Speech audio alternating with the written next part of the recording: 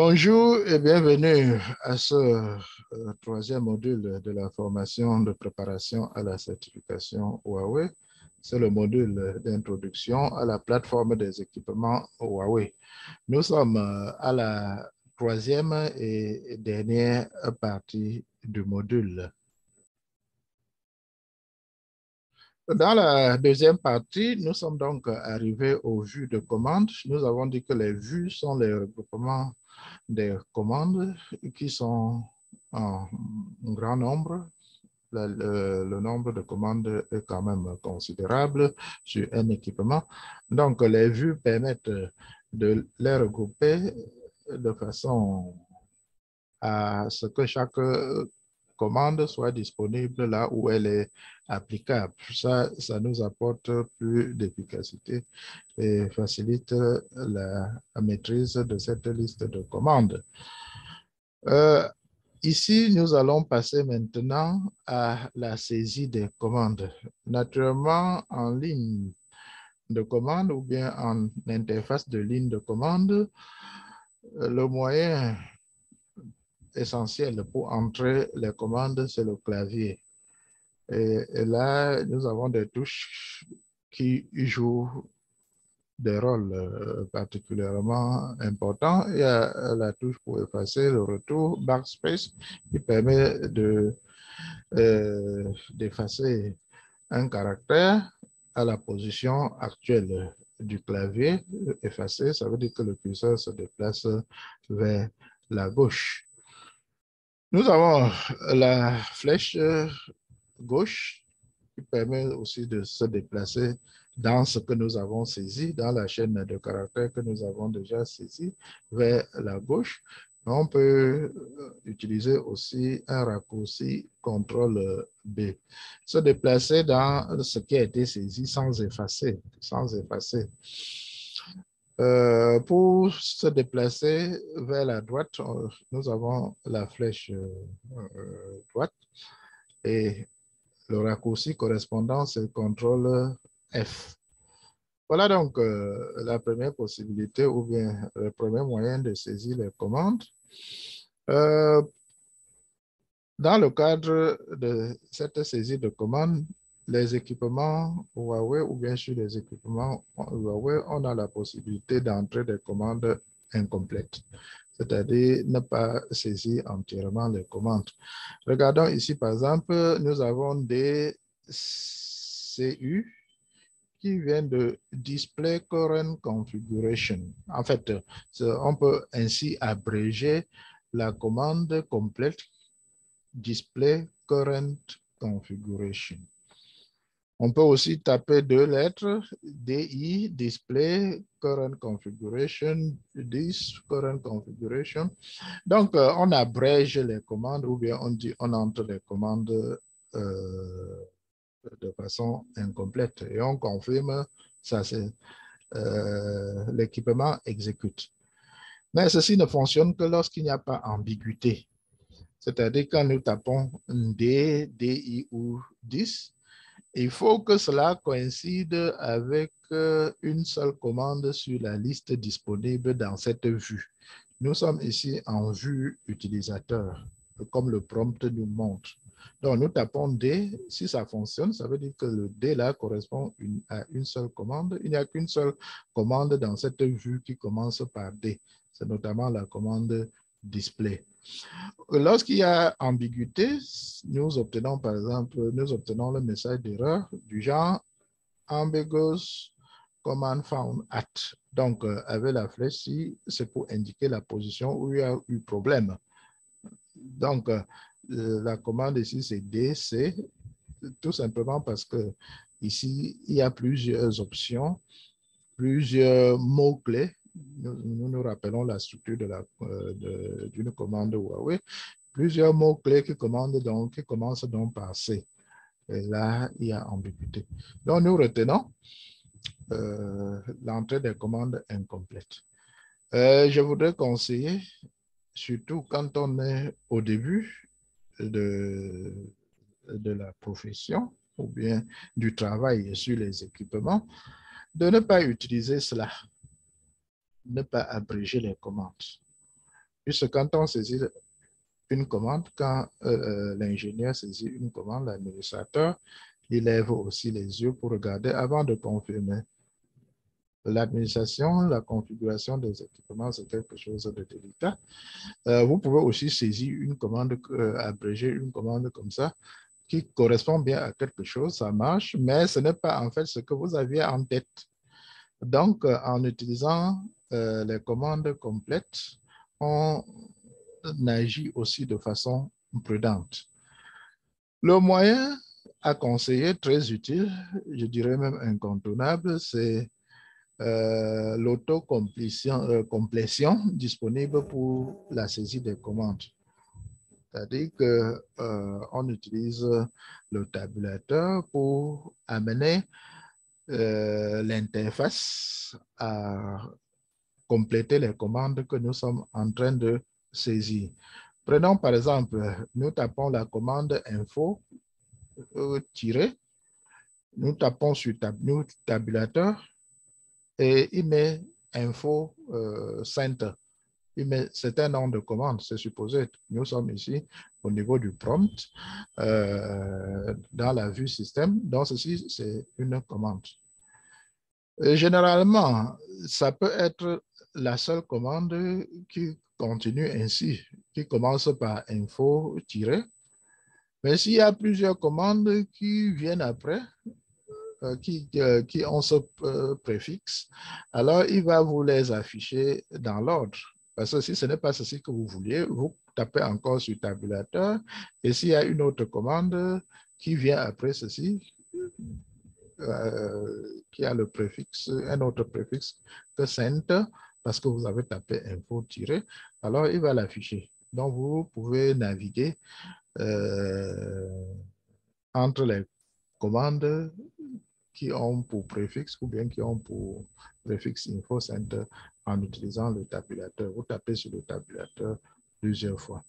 C'est la même chose avec le mot-clé qui suit, parce que vous avez info center. Maintenant, avec quelle option est-ce que vous voulez utiliser? Avec quel mot-clé est-ce que vous voulez utiliser cette commande?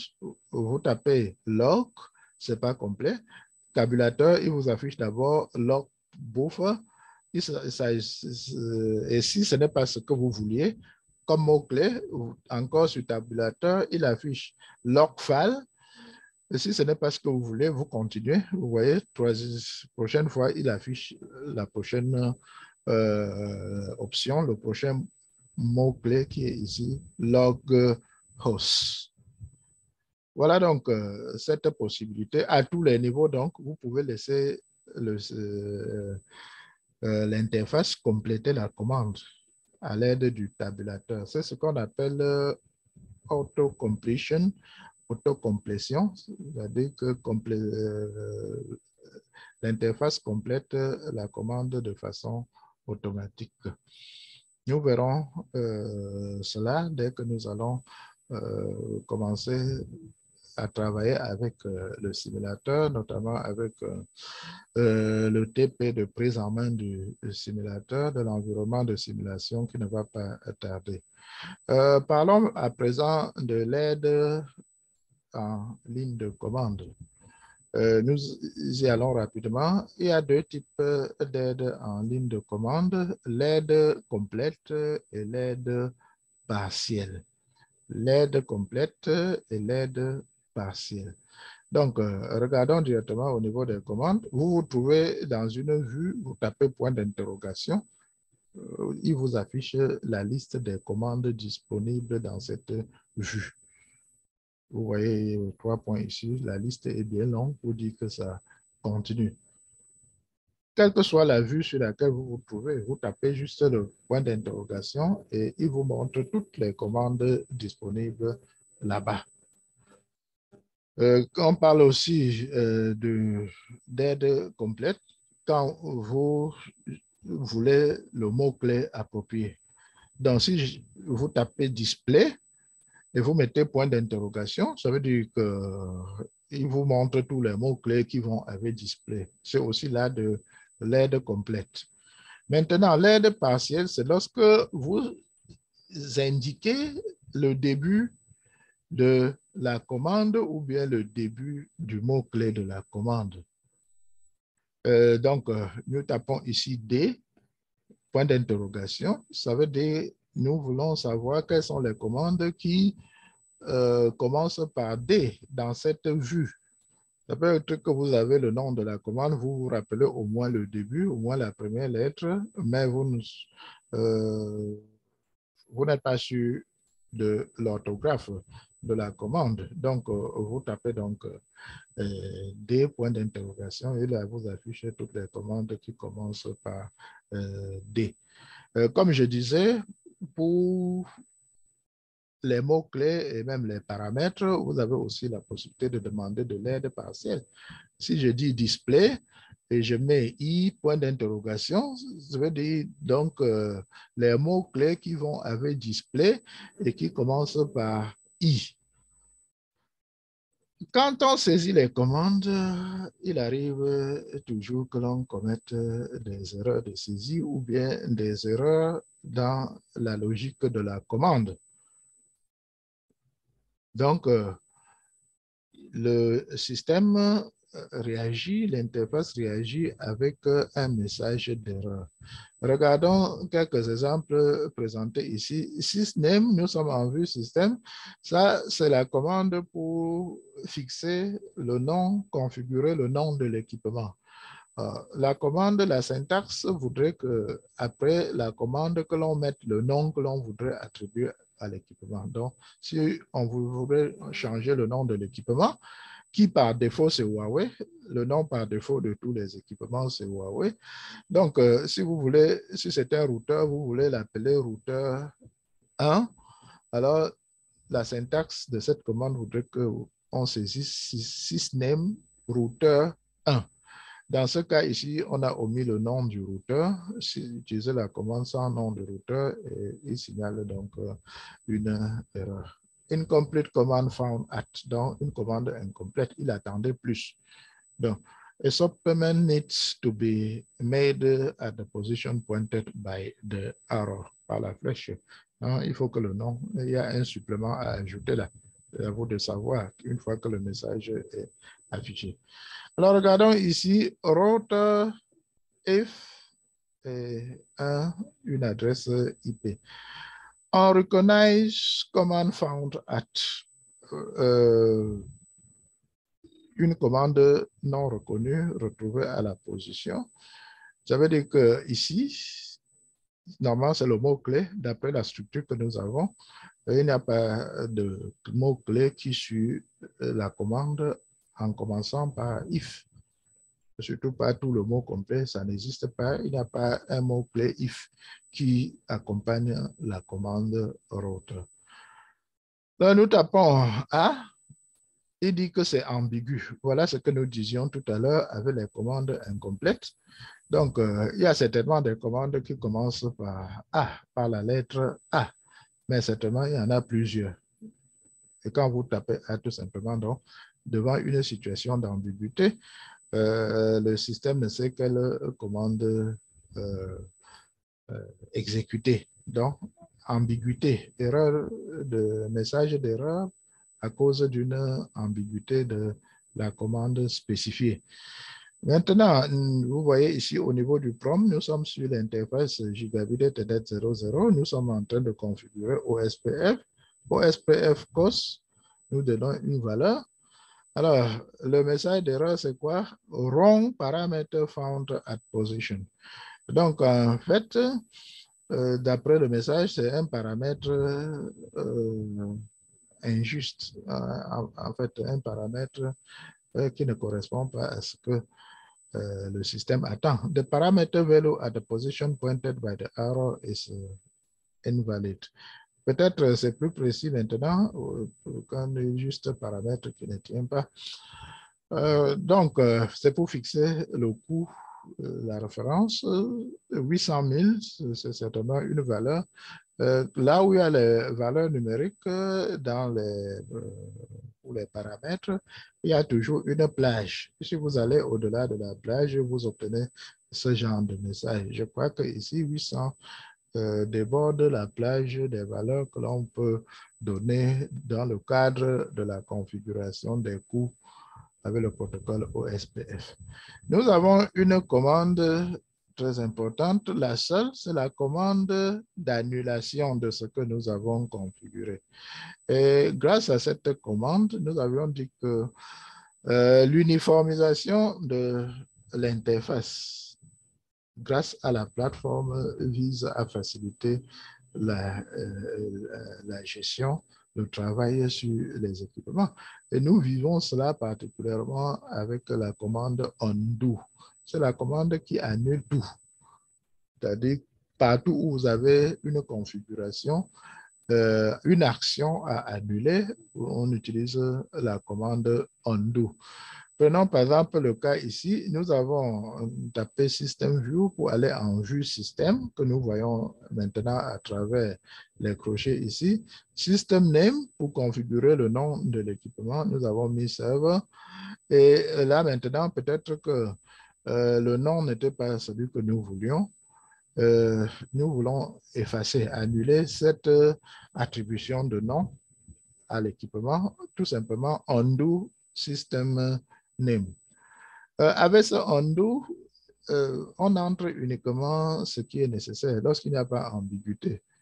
Vous voyez ici, il n'a pas voulu, il n'a pas exigé qu'on entre le nom qu'on veut effacer, le nom que l'on veut annuler. Dans certaines commandes, en plus de la commande, il faut d'autres paramètres spécifiés davantage. Une autre situation, nous avons ici run and undo command disable a function. Ça, c'était pour restaurer une configuration par défaut. Bon, quand nous annulons, un équipement vient avec un nom par défaut qui est Huawei. Nous configurons un nom. Quand vous annulons, on revient aux paramètres par défaut. Nous sommes ici dans le cas d'un service qui est habituellement désactivé, le service FTP, serveur FTP. Nous l'avons activé ici. Nous allons en vue système avec System View, FTP Server Enable pour activer le serveur DHCP. Maintenant, si nous annulons, c'est pour rentrer à l'état de désactivation. C'est pour désactiver le serveur DHCP sur l'équipement. Voici un cas où nous utilisons undo pour effacer une configuration. Alors, nous allons à l'interface Gigabit Ethernet 001. Vous voyez aussi l'abréviation ici. G, c'est Gigabit Ethernet. Il n'y a que Gigabit Ethernet qui commence par G au niveau des mots-clés qui suivent interface. Donc, sur cette interface, nous configurons l'adresse IP 192.168.1.24, la longueur du masque. On peut mettre aussi 3 x 255.0. Alors, peut-être qu'il y a une erreur dans cette adresse IP. Nous pouvons tout simplement dire undo IP address. Après cette commande, l'exécution de cette commande, l'interface sera sans adresse IP comme au départ. On peut alors configurer une nouvelle adresse IP qui est supposée être juste en ce moment. Pour la saisie des commandes, nous avons aussi les raccourcis. C'est-à-dire pour entrer les commandes, nous avons aussi des raccourcis disponibles. Il y a deux groupes de raccourcis. Les raccourcis définis par l'utilisateur, c'est-à-dire que l'interface prévoit ces raccourcis. Il s'agit de CTRL-G, CTRL-L, CTRL-O et CTRL-U. Ils sont disponibles. L'utilisateur peut donc associer des commandes précises à chacun de ces raccourcis, ces 4 raccourcis. Par exemple, ici, en vue système, on associe désormais à CTRL-L la commande display TCP status. Donc, chaque fois, si vous voulez tapez la commande display affichage du statut de l'état de TCP. Vous appuyez tout simplement sur CTRL L. Après cette correspondance, après l'établissement de cette correspondance entre la commande et le raccourci. Ça se fait généralement quand on sait qu'on aura régulièrement besoin d'une commande. Pour ne pas avoir à saisir à tout moment, on peut donc procéder à ces associations.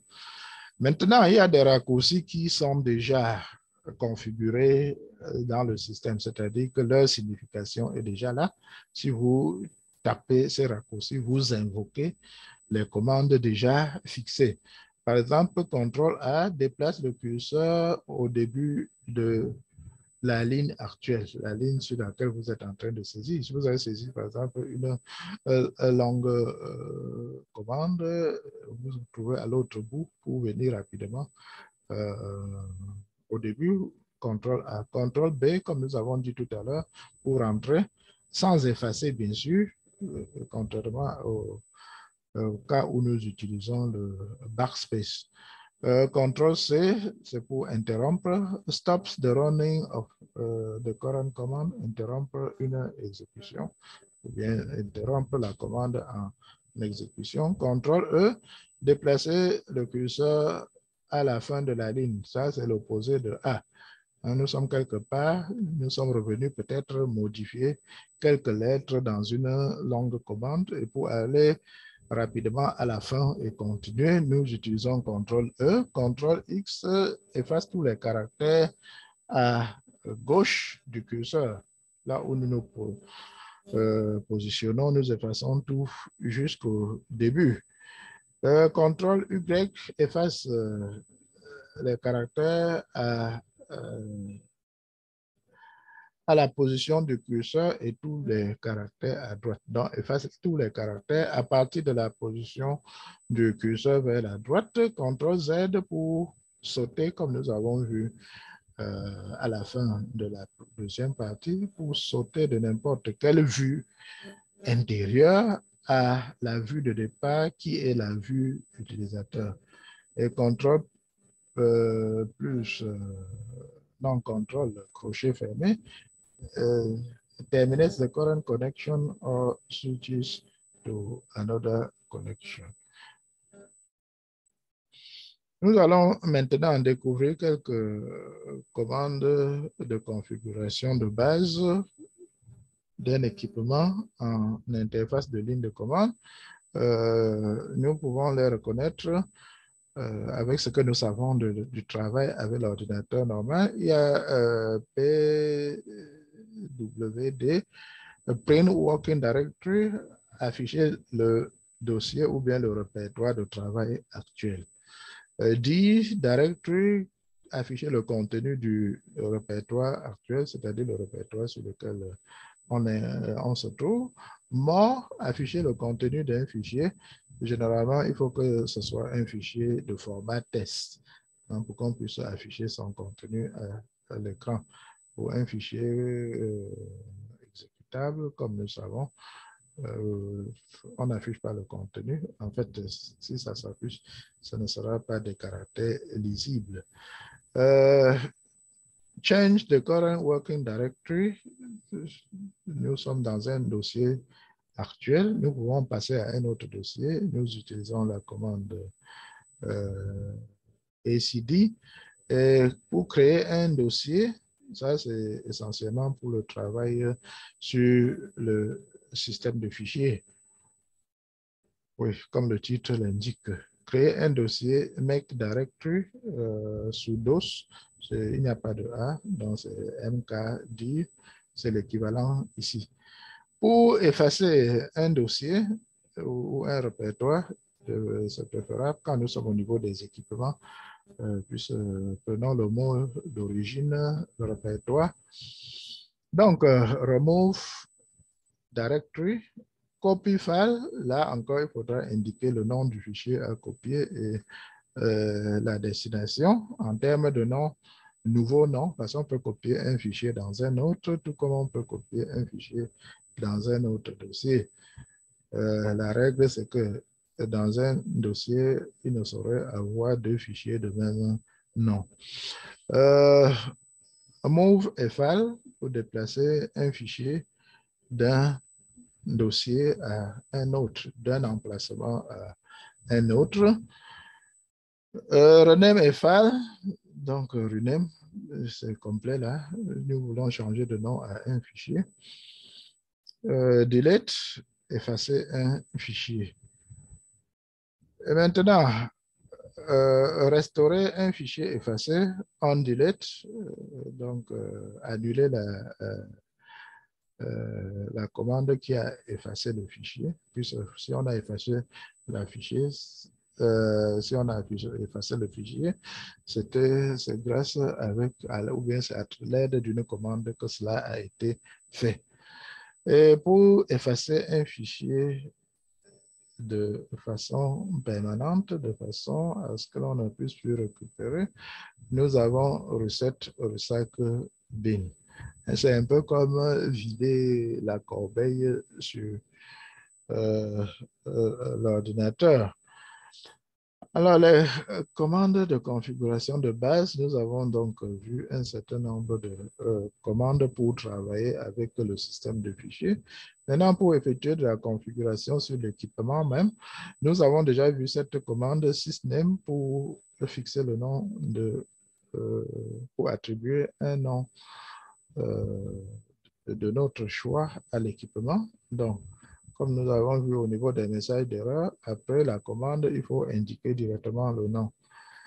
Nous disions au départ, une configuration, ça peut être la configuration de l'horloge interne, l'horloge de l'équipement. Qu'est-ce qu'on peut indiquer dans cette configuration? Il y a d'abord le fuseau horaire, ici clock time zone. Donc, vous fixez le fuseau horaire. Vous pouvez fixer le fuseau horaire en indiquant d'abord le nom. Je peux dire Douala. Donc, clock time zone Douala. Donc, le fuseau horaire ou bien la zone sera donc Douala pour mon équipement. Et là, maintenant, il faut indiquer le décalage par rapport au temps universel ou bien temps GMT. Si c'est plus, on met add et on ajoute plus 1. Je crois que nous sommes dans la zone GMT plus 1. Donc, on fera donc add 1. Si c'est moins, c'est-à-dire que GMT moins, moins 5, on mettra donc ici minus et 5. C'est même indiqué ici, this command configures a local time zone clock with. C'est ça ici pour la zone ou bien le fuseau horaire.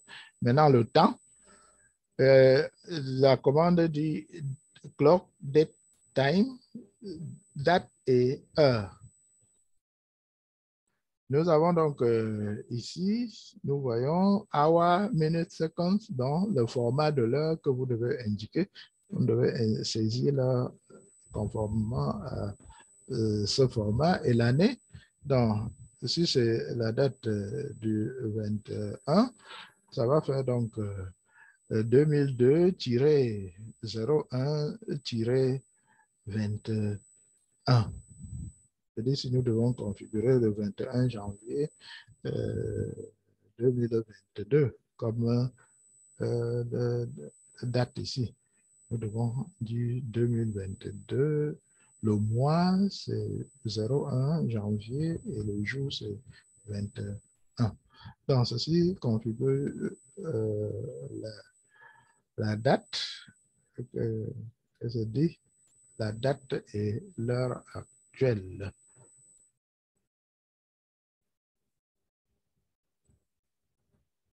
Clock daylight saving time. This command configures a daylight saving time. Je crois c'est l'heure de sauvegarde de certaines de certains locks. Il faut encore voir là en détail. Alors, nous continuons avec les commandes. Configurer le niveau de commande, le niveau de privilège de l'utilisateur, comme nous avons vu à la fin de la première partie. Command privilege level, nous avons vu c'était combien. Il y avait les niveaux de privilège de l'utilisateur, le niveau de privilège le niveau des commandes. Configurer le mode de login basé sur le mot de passe pour cette interface-là. Nous ferons cela, ces commandes-ci dans le premier TP. Donc, il faut donc aller sur l'interface Virtual Type Terminal avec les paramètres 0 et 4.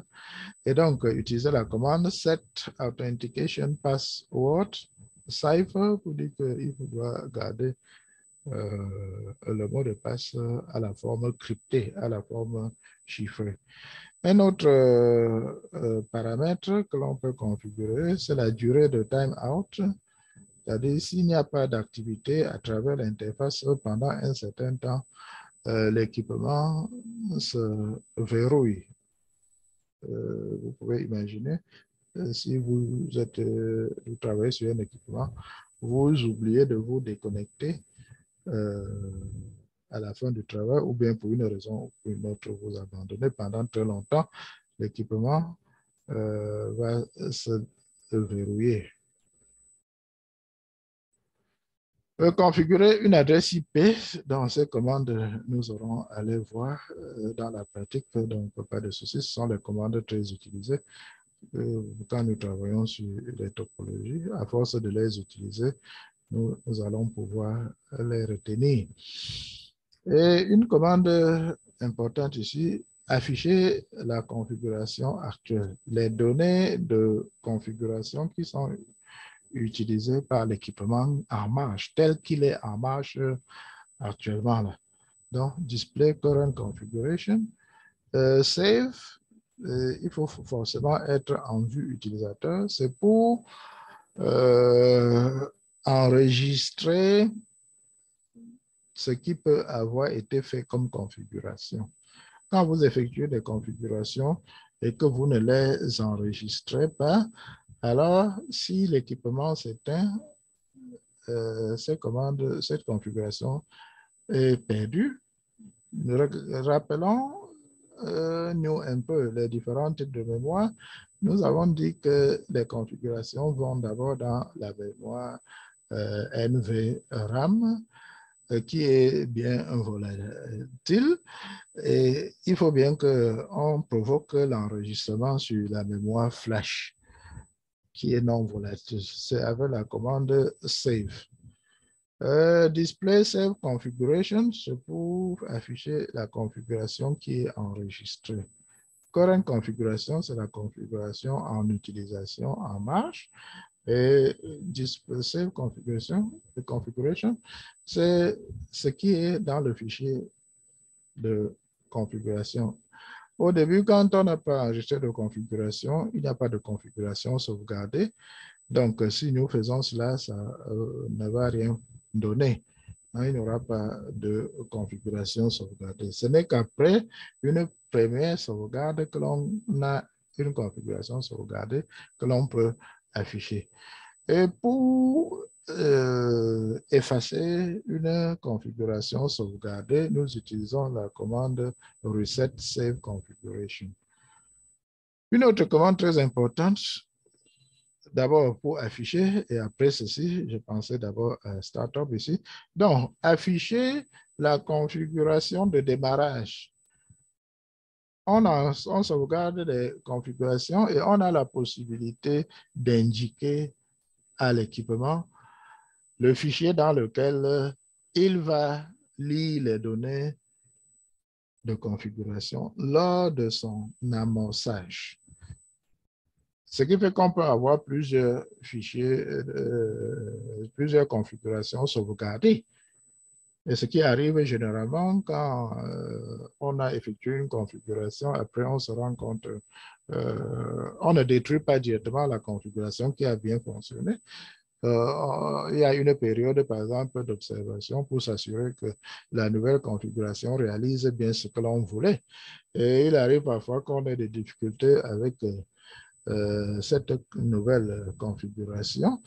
Le temps de chercher encore, de corriger, on laisse l'équipement démarrer avec la configuration qui a bien fonctionné jusque-là. Donc, la possibilité d'indiquer à l'équipement de lire ces données dans un fichier précis. Cette commande, c'est Startup Save Configuration File.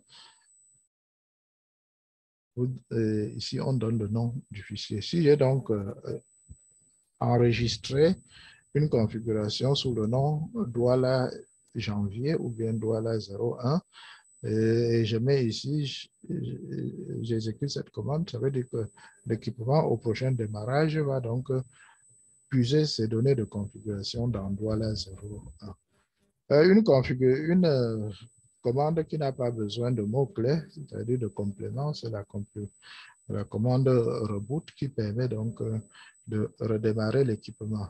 Nous allons prendre quelques cas de configuration. On va aller rapidement.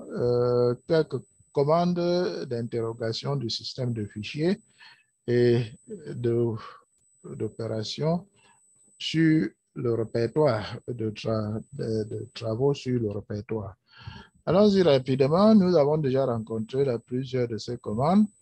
Comme je disais tout à l'heure, pwd, iwd, print working directory, c'est une commande que nous avons du monde Linux, nous connaissons du monde Linux. Ça veut dire afficher le répertoire actuel, le répertoire dans lequel on se trouve. Il affiche ici Flash, donc le répertoire actuel c'est Flash. Donc, dit afficher le contenu du répertoire, nous voyons bien que c'est Directory of Flash. Donc, il affiche bien le contenu du répertoire qui a été affiché ici. Nous voyons les attributs qui nous permettent de reconnaître les dossiers. Hein, comment est-ce qu'on reconnaît les dossiers? Le D ici devant. Aussi là, il n'y a pas d'indication de la taille. Donc, DHCP, c'est un dossier. Les autres, ce sont des fichiers. 3 fichiers dans ce répertoire et 3 fichiers et un dossier que nous avons là. Maintenant, un make directory test. Hein, créer un dossier, un répertoire du nom de texte. Après, nous affichons pour voir le résultat. Tout à l'heure, il n'y avait que DHCP comme répertoire.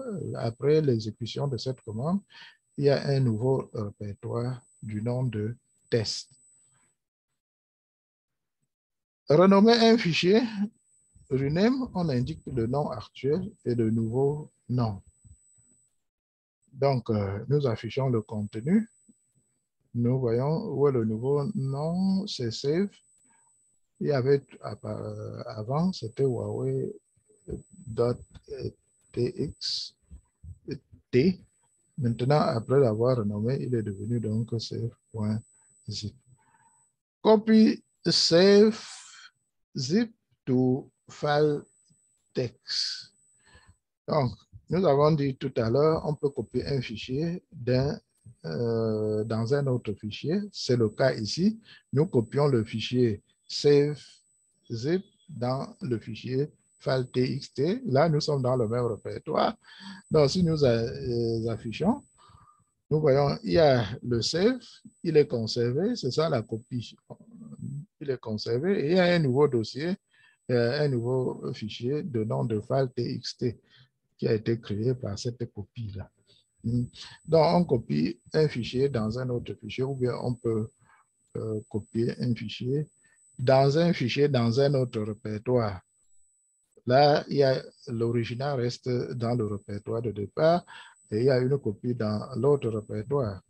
Maintenant, avec move, oui, ça c'est déplacé. Ça veut dire que l'original ne sera plus dans l'emplacement. Move file text to flash DHCP.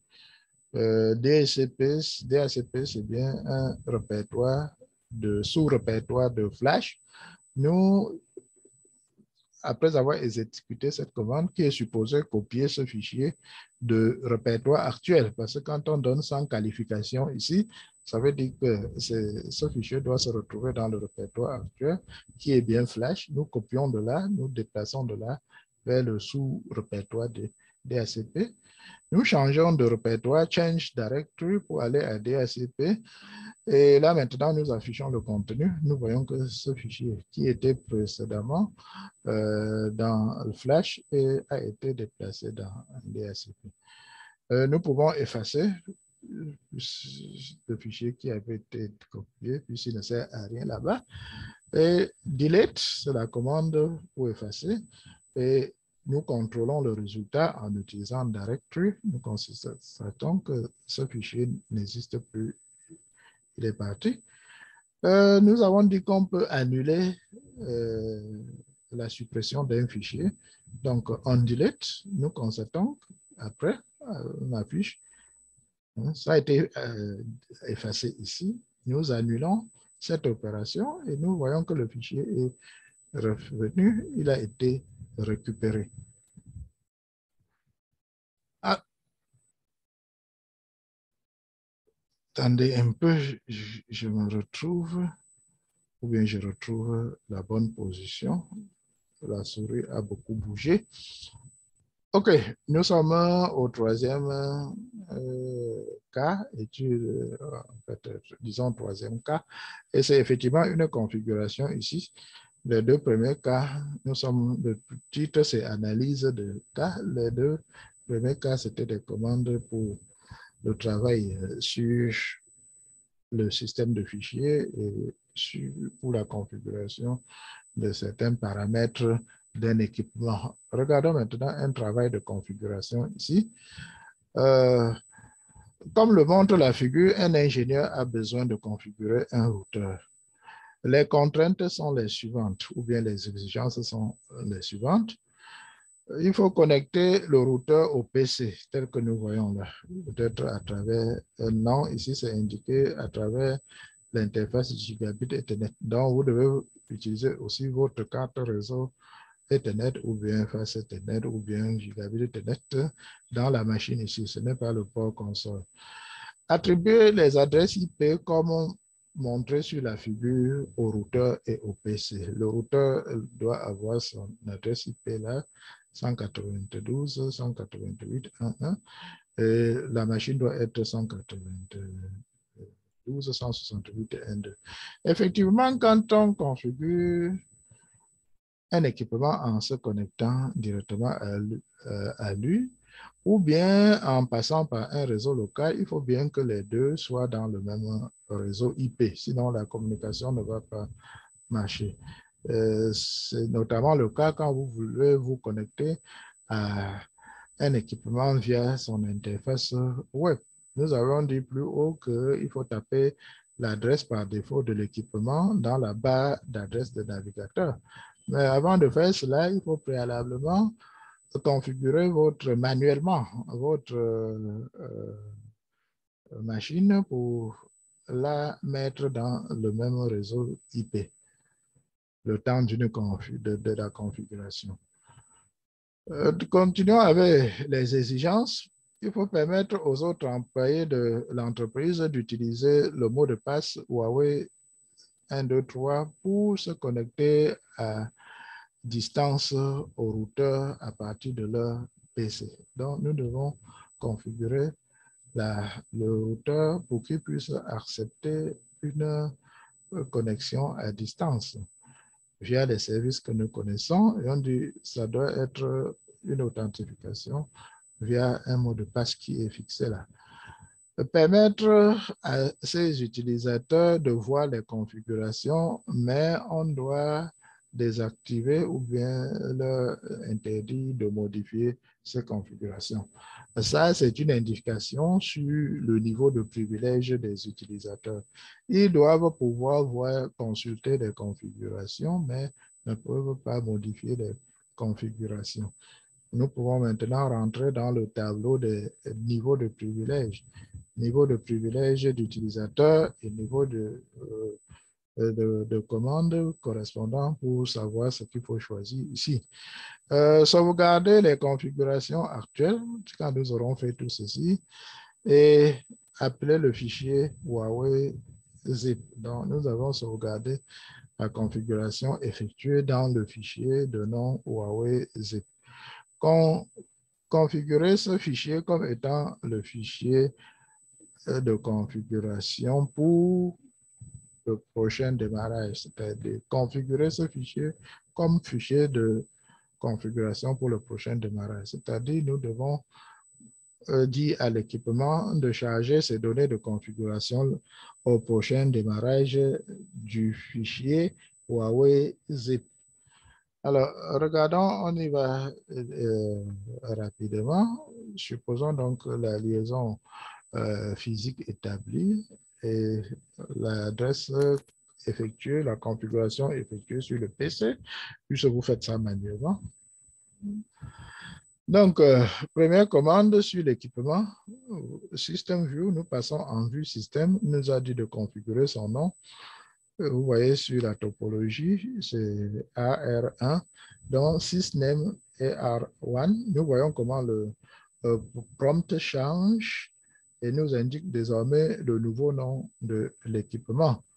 Ça, c'était le nom par défaut, le nom de l'usine. Maintenant, nous venons d'effectuer une configuration du nom, c'est AR1. Nous allons sur l'interface, puisque nous avons dit de configurer son adresse IP. Nous voyons ici que c'est interface gigabit Ethernet 001. Donc, interface gigabit Ethernet 001. Et le prompt nous confirme que nous sommes sur cette interface. Nous configurons cette adresse IP address. Nous mettons l'adresse 192.168.1.1 et le masque que nous entrons ici sous forme de sa longueur. Nous indiquons le masque à travers la longueur 24. Et c'est terminé ici. Avec 8, nous remontons en vue système. En vue système. On remonte des niveaux entre les vues. Alors, le prochain travail, d'après le cas, c'est configurer un niveau d'utilisateur et un niveau et un mode d'authentification. Ce niveau d'utilisateur, c'est quoi? On a dit qu'il doit pouvoir modifier les commandes, mais non pas modifier les commandes, consulter les configurations, mais ne peuvent pas modifier. Alors, les paramètres, les valeurs correspondantes là, pour l'interface VTP, nous tapons user VTP04. Vous allez voir les différents niveaux ou bien les différentes valeurs avec leur signification dans le document de formation. Et maintenant, le mode d'authentification, une fois sur cette interface, Authentication Mode, Password. Donc, nous disons que les utilisateurs qui vont se connecter à distance sur l'équipement doivent s'authentifier à travers le mot de passe. Maintenant, il nous demande de configurer, ça c'est sa réaction à cette commande, et donc de configurer le mot de passe qu'il doit demander, qu'il doit attendre des utilisateurs qui tentent de se connecter. Nous avons dit dans le texte, il faut utiliser Huawei 1, 2, 3. Donc, nous mettons, donc, nous saisissons ce mot de passe ici. Et le système sait désormais avec quoi comparer les mots de passe que les utilisateurs vont saisir pour dire si c'est bon ou c'est pas bon. Alors, nous avons dit consulter les configurations et ne pouvoir les modifier pour les utilisateurs. Ça, c'est leur niveau. Alors, ça, c'est le niveau 1. User Privilege Level 1. Il y a 0. Ça, c'est le deuxième niveau. Nous avions dit que 0, c'est le niveau visiteur. Le 1, c'est le niveau monitoring. Le 3, le 2, pardon, c'est le niveau configuration. Et le 3, c'est le niveau 3 en montant jusqu'à 15, c'est le niveau management. On peut facilement retenir cela. Nous n'avons pas fini le travail. On nous a dit qu'il faut instruire ou bien indiquer à l'équipement de charger ces données de configuration à partir du fichier que nous allons créer. Mais créons d'abord le fichier en sauvegardant la configuration. Save Huawei Zip. Il faut être en vue utilisateur. Nous utilisons la commande pour sauvegarder ce que nous avons configuré. Les adresses IP là et le niveau là, c'est encore dans la mémoire NVRAM. Après cette commande, ça va dans la mémoire flash où ça devient donc non volatile, c'est-à-dire que même après que la machine soit arrêtée et mise hors tension, c'est conservé. Maintenant, pour lui dire de charger les données de configuration de ce fichier la prochaine fois, au prochain démarrage, la commande c'est startup save configuration Huawei zip Huawei.zip. Maintenant, nous pouvons, à la fin d'un travail comme ça, on peut toujours vérifier. Display, startup, voici ce qui nous intéresse. Il nous dit que le système est configuré pour charger les données du fichier Huawei.zip. Ça, c'est l'effet de la commande que nous venons d'effectuer. Alors, quelques informations supplémentaires sur la gestion des configurations, je vais dire ainsi. Nous pouvons consulter la configuration effectuée qui est encore en mémoire grâce à Display Configuration Candidate. This command displays the commands that have been configured but not committed. Donc, les commandes qui ont été, les configurations qui ont été effectuées mais qui n'ont pas encore été confirmées. Donc, c'est encore en mémoire comme cela. If a series of configurations are completed but not committed, the command configurations are stored in the candidate configuration database. OK. Donc, c'est encore dans la base de données des candidats. On peut dire donc la base de données des configurations provisoires. Le nom candidat ici veut dire tout simplement, c'est provisoire, ça sera confirmé ou bien abandonné.